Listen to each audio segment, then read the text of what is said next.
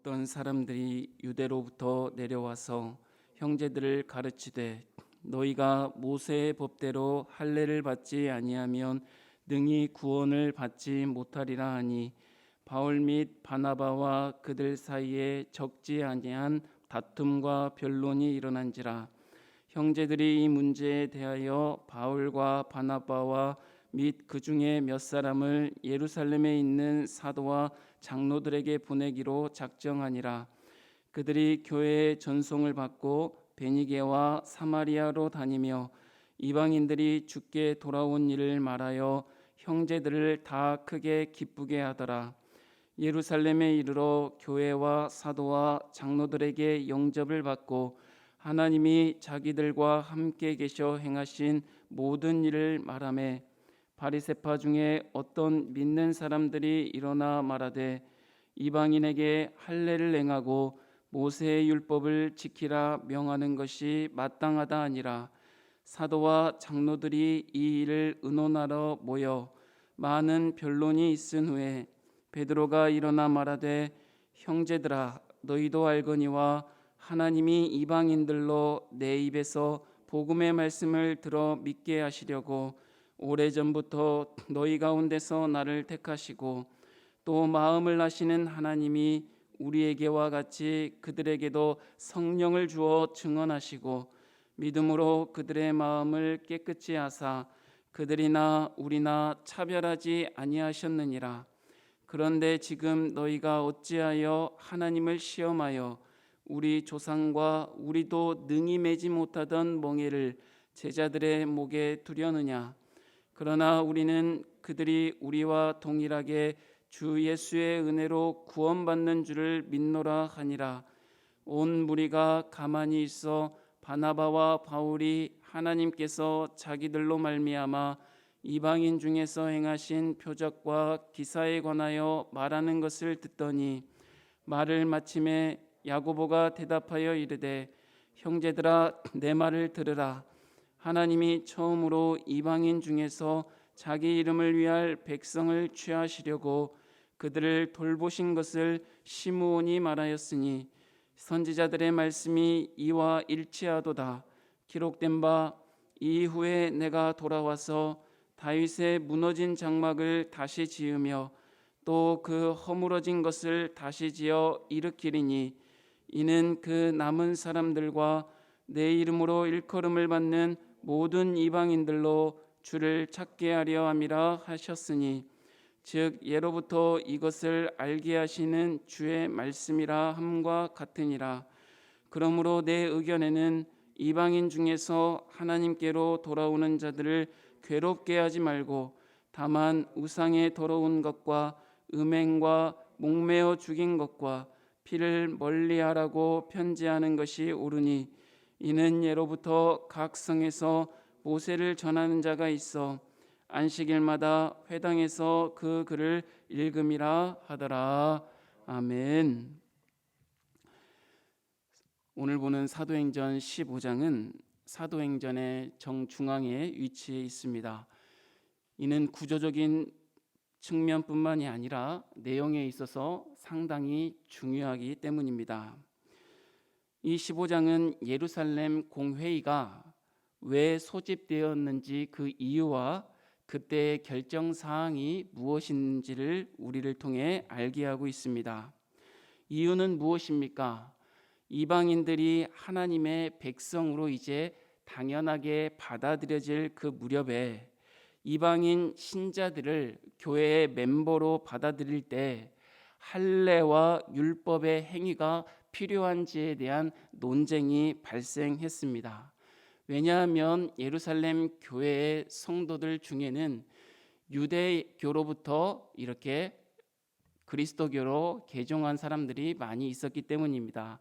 그들은 예수 그리스도를 믿었지만 그들이 그동안 행해왔던 할례와 그리고 율법의 준수가 구원과 굉장히 밀접한 관계가 있으니 이제 그리스도를 믿더라도 하나님을 믿는 것이니 할례를 행하고 율법을 준수해야 한다라는 것에 대해서 교회에 이야기했던 것입니다.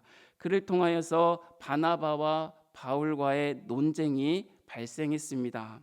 그래서 이것을 해결하기 위해 안디옥 교회는 바나바와 바울을 예루살렘 교회로 보내서 이 예루살렘 교회의 공식적인 회의를 통해서 이 문제를 해결하고 있는 모습을 보여주는 것이 바로 사도행전 15장입니다.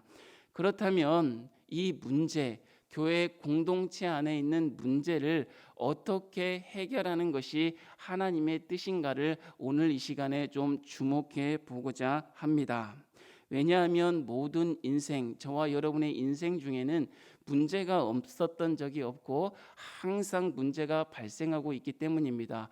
외부적으로는 여러 가지 사람과 환경을 통하여서 핍박이 오고, 내부적으로는 여러 가지 문제와 갈등을 인하여 어려움이 우리의 삶 가운데 찾아오기 때문에 하나님은 이러한 핍박과 안에 있는 이 어려움과 갈등을 어떻게 해결해 나가는 것이 하나님의 뜻인지를 우리에게 가르쳐주고 있습니다. 일단 예루살렘 공의회는 어떻게 해결하고 있습니까? 예루살렘 공회에 많은 변론이 있었다고 이야기하고 있습니다. 예루살렘 교회의 지도자 그리고 장로들이 이것은 이렇습니다 라고 이야기하는 것이 아니라 많은 변론을 이야기를 허락하고 있다는 것입니다. 많은 논쟁이 있은 후에 누가 이야기합니까? 오늘 등장인물이 좀 많은데 베드로가 이야기합니다. 왜 베드로가 이야기할 수 있었겠습니까? 우리가 지지난 시간에 무슨 회심 사건에 대해서 들었냐면 백부장 고넬료의 회심 사건, 그리고 베드로가 환상 중에 본 그 그릇이 내려온 그 환상을 보게 되어서 이방인도 어디에 울타리 안에 있다? 구원의 울타리 안에 있다는 것을 하나님이 베드로의 편견과 그 담을 허문 이야기에 대해서 우리가 들었기 때문에 이 베드로가 구원은 이방인에게도 있습니다. 저를 통하여 하나님께서 알게 하시고 예수 그리스도를 통하여 허문 이 편견과 담을 여러분이 다시 쌓는다면 옳지 않습니다. 그리고 저를 통하여서 이방인들에게 복음이 전하여지고 성령께서 역사하여 이방인들도 예수 그리스도를 믿고 구원받은 것들을 여러분 보지 않으셨습니까? 라고 이야기하고 있습니다. 베드로뿐만이 아닙니다. 또 누가 이야기하고 있습니까? 수리아 안디옥 교회에서 지금 예루살렘 교회로 온 바울과 바나바가 이야기하고 있습니다. 바나바와 바울은 어떤 사람입니까? 회심한 이후에 1차 선교 여행의 동역자들입니다. 그래서 이들이 각 지역을 다니며 교회를 세우고 복음을 전파할 때 누가 이방인들이 예수 그리스도를 믿고 그 구원의 울타리 안에 들어온 이야기들을 이 바울과 바나바가 이 표적과 기사에 대해서 또 이야기합니다. 그리고 또 마지막으로 누가 이야기합니까? 예루살렘 교회의 지도자입니다. 예수 그리스도의 사도된 이 야고보가 하나님의 말씀, 여기 이 하나님의 말씀은 아모스 9장을 인용한 하나님의 말씀을 이야기하면서 옛적에 말씀하신 하나님이 말씀하신 이 이방인의 구원이 예수 그리스도가 오심으로 성령의 역사하심으로 성취되었습니다. 그러므로 이방인도 하나님의 구원의 울타리 안에 있으니 여러분 자신도 매지 못하는 멍에를 이들에게 지우려 하지 말고 이들이 하나님의 자녀로 그 수요로 있다는 것을 여러분 기억하시고 이들을 존중하고 이들과 함께 살아가십시오라고 해결하는 책을 제시하고 있습니다. 사랑하는 성도 여러분, 성령님의 인도하심을 받아 저와 여러분이 이 땅에서 사명을 가지고 살아가고 있습니다. 그런데 이 사명을 이루어가는 것이 마냥 쉬운 일이 아닌 것 같습니다. 왜냐하면 외적으로는 수많은 초대교회가 받았던 환난과 핍박이 저와 여러분의 삶 가운데 있기 때문입니다. 그리고 안으로는, 우리의 마음으로는 어떻습니까? 여러 가지 갈등들, 문제와 어려움들이 늘 우리에게 있다는 것입니다. 이를 해결해 가는 과정을 한번 여러분 스스로 한번 살펴보십시오. 여러분은 문제와 어려움을 만났을 때 어떻게 해결해 가십니까? 그 과정을 볼 때 우리의 신앙의 성숙함을 볼 수 있습니다. 성숙한 신앙인이 되기 위해서는 이 갈등과 문제를 어떻게 해결해야 되는지 오늘 사도행전 15장을 통하여서 살펴볼 수 있는 은혜가 있기를 주님의 이름으로 축복합니다. 갈등이 있을 때, 문제가 있을 때 이 갈등과 문제를 대하는 사람들의 두 가지 모습이 보입니다. 첫 번째는 어떤 모습입니까? 외면하거나 피하고자 하는 모습입니다. 좋은 게 좋은 것이기 때문에 문제를 일으키고 싶지 않기 때문에 그 문제에서 벗어나고 싶습니다. 그 문제에서 등을 돌리고 생활하고 싶습니다. 그리고 두 번째 모습은 어떤 모습입니까? 그와는 다르게 외면하지 아니하고 이 문제를 마주보는 사람이 있습니다. 피하지 아니하고 이 문제에 있어서 인내하는 자가 있습니다. 여러분, 저와 여러분은 문제와 어려움을 당할 때 피하는 자입니까? 아니면 마주하는 자입니까? 아니면 인내하는 자입니까? 아니 그 순간을 모면하고자 하여 돌아서는 자입니까? 사랑하는 성도 여러분, 문제를 외면하거나 피하지 마시길 바랍니다. 그 문제와 어려움을 우리가 피한다면 그 문제와 어려움은 또 다른 모습으로 우리에게 다가오기 때문입니다. 오늘 말씀처럼 교회 안에 문제가 발생할 때 여러분 어떻게 해야 되겠습니까? 피하지 말고 외면하지 말고 그냥 넘어가려고 하지 말고 섣불리 판단하지 말고 어떻게 해야 되겠습니까? 그 문제를 통한 무슨 뜻을 찾아야 되겠습니까? 하나님의 뜻이 어떠한지 알고자 하고 하나님의 뜻을 어떠자 알고자 한다면 겸손히 하나님 앞에 나아가 살아가야 한다는 것입니다. 인내하며 살아가야 한다는 것입니다. 왜요? 여러분, 우리가 문제를 마주 대한다고 해서 우리가 문제를 피하지 아니하고 해결하자 한다고 해서 문제가 바로 해결되지 않기 때문입니다. 그 문제가 해결하고자 하면 더 커 보일 수도 있기 때문입니다. 그러면 어떻게 해야 되겠습니까? 그러니까 우리가 이 새벽에 나와 하나님 앞에 기도하는 건 아니겠습니까? 내가 해결하는 것이 아니라 누가 해결하시니까? 하나님께서 해결하시니까. 누가 우리와 함께 하시니까? 성령 하나님이 이 시간도 여러분의 마음속에서 살아계셔서 역사하셔서 함께 하시기 때문에 그 성령 하나님을 붙들고 이 문제를 피하지 말고 마주할 수 있다는 것입니다. 우리로서는 할 수 없으나 하나님으로서는 모든 것을 하실 수 있기 때문입니다. 할렐루야. 우리의 힘으로는 안 되고 능으로는 안 되지만 하나님의 영으로는 가능하다고 하나님이 말씀하실 뿐만이 아니라 그 하나님이 이미 저와 여러분의 마음속에서 역사하고 있기 때문에 여러분 그 하나님을 붙들고 문제를 피하지 말고 외면하지 말고 마주하여 성령 하나님이 이 문제와 어려움을 통해서 어떻게 역사하시는지를 우리가 경험하고 그 하나님의 역사를 체험할 수 있기를 주님의 이름으로 축복합니다. 이제 예루살렘 교회에서 이 문제를 해결하기 위해서 공식적인 회의가 열렸습니다. 성경에서 여러분 생각해 보았습니까? 회의 장면을 이렇게 자세하게 소개하고 있는 부분이 단 한 군데도 없다는 것입니다. 복음이 전파되는 장면만 기록해도 이 지면이 모자랄 텐데 딱딱하고 지루한 이 회의 장면을 왜 이렇게 상세히 기록해 놓았을까요?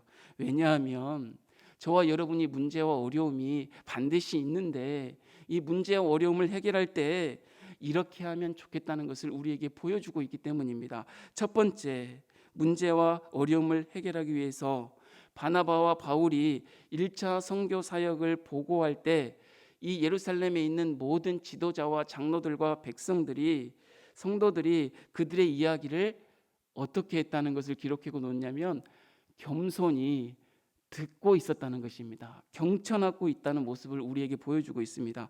12절 말씀 함께 읽어볼게요. 12절 말씀입니다. 온 무리가 가만히 있어 바나바와 바울이 하나님께서 자기들로 말미암아 이방인 중에서 행하신 표적과 기사에 관하여 말하는 것을 듣더니 온 무리가 가만히 있어 지금 바나바와 바울이 하나님께서 어떻게 역사했다는 것을 이야기하니까 가만히 듣고 있었다는 것입니다. 여러분, 문제를 해결하기 위한 첫걸음은요, 듣는 자세입니다. 듣는 마음입니다.